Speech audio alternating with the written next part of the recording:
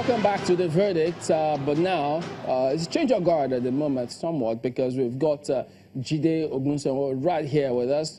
He's here to take us through what has he been looking at now. Of course, he can't tell us about the results yet. That is not coming through at the moment. But he's got some key states. Tell us, Jide, thank you for coming on this segment. Why have you highlighted the states? A lot of people are asking, Chamberlain, what will the results look like? We're having elections in 29 states, but let's cast our mind back to what exactly had happened this time 4 years ago when these 29 states had the governorship election. Listen carefully to this, Chamberlain. 2015, just after the presidential elections, what happened within these 29 states? Within these 29 states, when the results were released for the presidential election, President Buhari won 18 out of those 29 states. And then when we went into the governorship election, out of these 18 states as well, the ruling party, the APC, won all the same states, excluding one, Gombe State. So I'll be giving you more information about these patterns that happened in 2015, and will those same patterns still happen now? But here's what we want to focus on. The states in 2015 that had a winning margin of less than 100,000, because those are the states that had a lot of intense competition.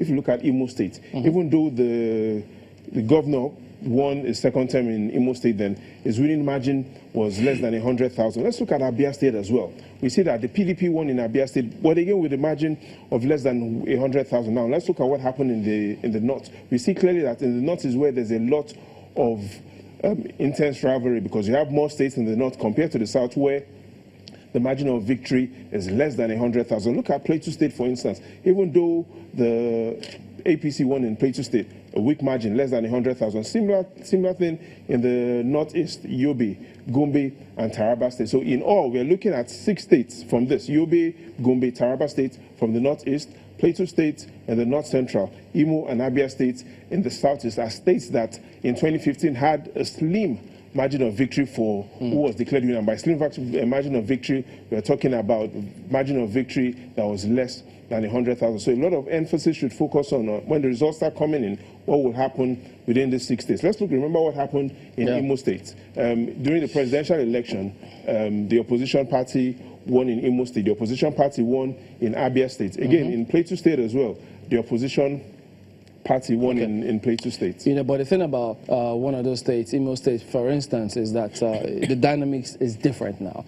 You know, you got 5 leading parties, as Tokwe Kutei, our correspondent in Imo, has told us. So the incumbent governor is going. He's heading to the Senate, and so we'll be looking to see what exactly happens. We don't know if whoever wins will have this margin, for instance. But again, let's look at what happened in 2015. Remember, in 2015, within the same 29 states, President Buhari won 18, President Jonathan won 11. Among these 18 states that President Buhari won, he won when it was time for the governorship election. The APC won all those states, excluding Gombe. What about the 11 states that President Jonathan won? The PDP as well won all those 11 states, excluding 3 states, Nasarawa, Plateau, and Imo State, like I had mentioned. So a lot of emphasis will be looking at, even though in 2015, President Jonathan won 11 of these 29 states, but those 3 of those states did not win the governorship election. Again, Nasarawa, Plateau, and Imo State. So it will be interesting to look at what happens within those states. All right. So, I'm not sure how we can take more of this one, but we also do have Pius Ango. He's in Benue. That doesn't feature here, so maybe he can just give us an update. Pius, okay, all right. So he's not ready at the moment. But Gimba, AY, what are you guys looking forward to when this comes up? Well, I'm looking forward to. I can see from what Jide has there. I saw Gombe State and what played out in 2015.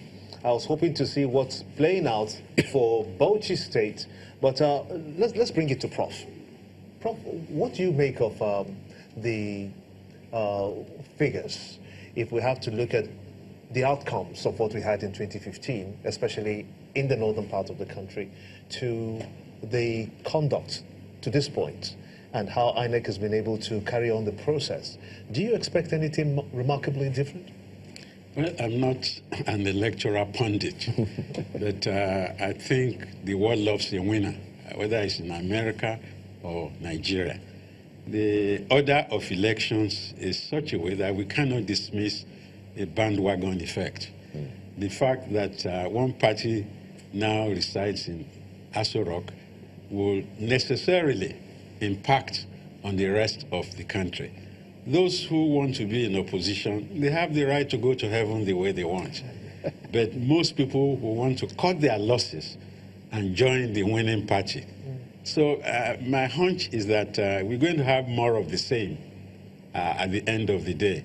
But if we have a crystal ball, I think it's Jide here that could make his forecast. And he declined. He did not want to commit himself.